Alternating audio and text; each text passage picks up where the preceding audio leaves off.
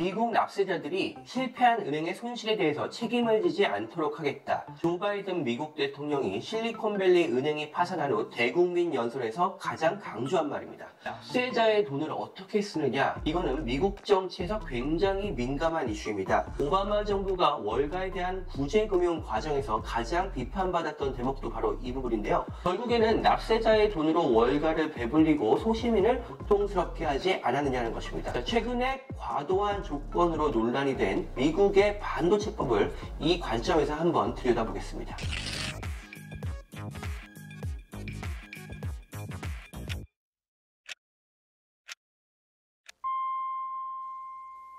안녕하세요. 서울경제신문 워싱턴 특파원 유동우입니다. 현재 한국에서 반도체 특별법이 국회에 7개월째 계류 중입니다. 글로벌 반도체 전쟁이 벌어진 상황에서 해외 기업도 아니고 자국 반도체 기업을 지원하는 법안인데도 재벌 특혜 논란이 불거졌습니다. 미국은 어떨까요? 미국의 반도체 법안은 자국 기업은 물론 해외 기업에게까지 막대한 보조금을 지급하는 법안입니다. 직접적인 보조금의 규모가 무려 390억 달러에 달합니다. 보조금을 받는 기업들은 또 어떤 기업들인가요? TSMC, 삼성전자, 인텔, 마이크론, 그야말로 천문학적인 매출과 이익을 거두는 글로벌 반도체 공룡들입니다. 그래서 워싱턴의 한 인사는 이 반도체법 조건 때문에 한국이 분노한다는 소식에 대해서 이렇게 반문했기도 했습니다. 이런 법안이 한국 같았으면 과연 통과가 될 수 있었겠느냐고요. 아마 해외 기업에 대한 특혜 논란이 불면서 엄청난 논란이 벌어졌을 가능성이 큽니다. 물론 근본적으로 이 법안은 해외 반도체 기업을 끌어들이기 위해서 미국이 설계한 법안입니다. 명분은 분명했습니다. 미국 반도체 제조업의 부활입니다. 그렇지만 막상 이 막대한 자금을 투입할 때가 되니 여론의 눈치가 보이는 것이 사실인 것 같습니다. 특히 지금은 민주당 정부 시절입니다. 이 민주당 경제정책의 큰 줄기는 부자 증세를 통한 복지 확대인데요. 이 법안은 사실 그와는 조금 상충합니다. 그래서 이 법안이 만들어질 때 민주당 내부에서조차도 반대 여론이 만만치 않았습니다. 이 대표적으로 이 법안에 반대했던 정치인이 릭 스콧 상원의원인데요. 그는 이 법안을 두고 내가 지금까지 본 법안 중에서 가장 징그럽게 기업에 혜택을 많이 주는 법안이다. 이렇게 말하기도 했습니다. 당시에 그가 월스트리트저널 칼럼에서 이 법안을 기어이 추진할 것이라면 이 중국에 대한 투자를 막는 대중 가드레일을 만들고 기업들의 수익률을 철저히 분석하고 계약을 위반할 경우 보조금을 환수하는 장치를 만들어라. 이렇게 주문을 했는데요. 이 주문들이 실제로 이번 반도체법 조건에서 사실상 현실화가 됐습니다. 제가 앞서 말씀드린 이 금융위기 당시 오바마 정부 구제금융이 불러일으킨 후폭풍도 이 과도한 반도체법 조건에서 벌어진 논란과 아주 동떨어진 문제로 보이지 않습니다. 당시에 오바마 정부는 어마어마한 나랏돈을 풀어서 금융 시스템의 붕괴를 막는데 결국 성공했습니다. 하지만 금융위기를 일으킨 월가의 주범들은 처벌받지 않았고 나랏돈을 발판 삼아서 다시 승승장구했습니다. 이에 대한 분노로 월스트리트를 점령하라는 시위가 미국 곳곳에서 벌어졌고 야당인 공화당 지지층 내에서는 작은 정부를 지향하는 티파티 운동이 시작됐습니다. 현재 미국 하원을 장악한 공화당의 강경파 케빈 메카시 현 하원 의장의 선출 과정에서 무려 15차례나 투표를 하게 만들고 이 바이든 정부의 정책을 가장 강력하게 공격하는 그들의 정치적 뿌리가 바로 티파티 운동입니다. 특히 올해 이런 정치 지원과 관련해서는 매우 민감한 이슈가 하나 있는데요. 바로